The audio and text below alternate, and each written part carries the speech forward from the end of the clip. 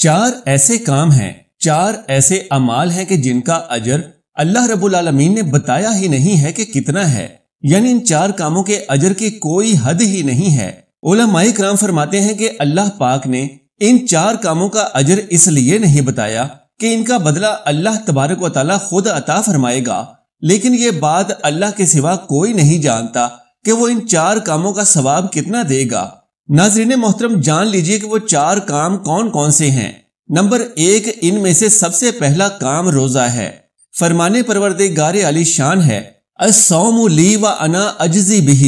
یعنی روزہ میرے لیے ہے اور میں ہی اس کی جزا دوں گا۔ پیارے دوستو، دوسرا کام جس کے بارے میں قرآن پاک میں فرمانے اللہ رب العالمین ہے، انما یوفی الصابرون اجرہم بغیر حساب، یعنی جو صبر کرتا ہے تو اللہ اسے بغیر حساب کے اجر عطا فرمائے گا۔ صبر والے کے لیے اجر کا کوئی حساب نہیں ہے۔ پیارے دوستو، ہم جب بھی کسی کو کچھ دینا چاہتے ہیں تو ہم اسے گنتی کے حساب سے ہی وہ چیز دیتے ہیں، پھر خواہ وہ اناج ہو، جانور ہو، روپیہ پیسہ، بینک بیلنس ہو، یعنی کسی کو آپ چیک بھی دیتے ہیں تو اس میں رقم درج کر کے ہی دیتے ہوں گے، لیکن اگر آپ کو کوئی یوں کہہ دے کہ اے بندے یہ خالی چیک لے لو اور اس میں اپنی مرضی کی رقم درج کر لو، تو ذرا سوچو کہ یہ عمل آپ کے لیے کس قدر خوشی کا باعث ہو سکتا ہے۔ اسی کو کہتے ہیں بغیر حساب کے عطا کرنا۔ پیارے دوستو، تیسرا عمل جس کے بدلے میں اللہ رب العزت بے حد و حساب اور بغیر حساب و کتاب کے عطا فرماتا ہے، وہ عمل یہ ہے کہ جب آپ حق پر ہوں اور ظالم سے بدلہ لینے کی قدرت بھی رکھتے ہوں، لیکن آپ اسے صرف اور صرف اللہ کی رضا کے لیے معاف کر دیتے ہیں،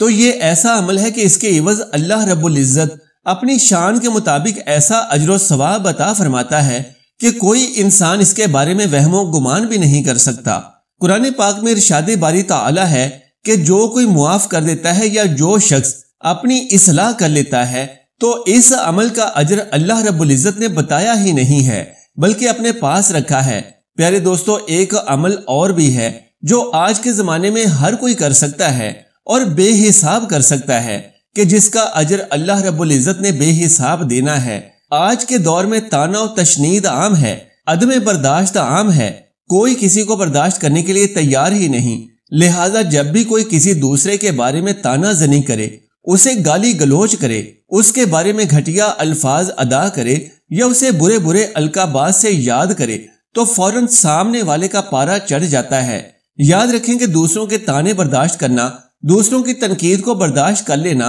اور جلی کٹی باتوں کو سن کر صبر کر لینا نہ صرف نہایت ہی اجر و ثواب کا کام ہے بلکہ نہایت ہی بہادری اور دلیری کا کام ہے، حوصلہ مندی کا کام ہے۔ پھر اگر آپ سچے ہیں تو آپ کو کسی بھی قسم کی کوئی پریشانی نہیں ہونی چاہیے، لہٰذا لوگوں کی بری باتوں اور دل دکھانے والی باتوں کی پرواہ بالکل بھی نہیں کرنی چاہیے۔ اگر کوئی آپ کے بارے میں غلط بات کہتا ہے تو اسے برداشت کرنا چاہیے، جیسا کہ اللہ رب العزت قرآن پاک میں سورہ قلم میں ارشاد فرماتا ہے، اللہ تعالیٰ نے قسم اٹھائی ہے قلم کی اور قسم اٹھائی ہے اس قلم سے جو کچھ بھی فرشتے لکھتے ہیں، یعنی قرآن کی اور اپنے کلام کی، اور فرمایا کہ اگر ساری دنیا بھی تمہیں دیوانہ کہے اور مجنون کہے، لیکن اے میرے محبوب تم اپنے رب کے فضل سے مجنون نہیں، اور جو لوگ تمہیں طعنے دیتے ہیں تو اس کے بدلے میں آپ کے لیے بے انتہا اجر و ثواب ہے، اور بے شک آپ کا اخلاق بہت ہی شاندار ہے۔ قرآن پاک کی آیات میں واضح فرمان ہے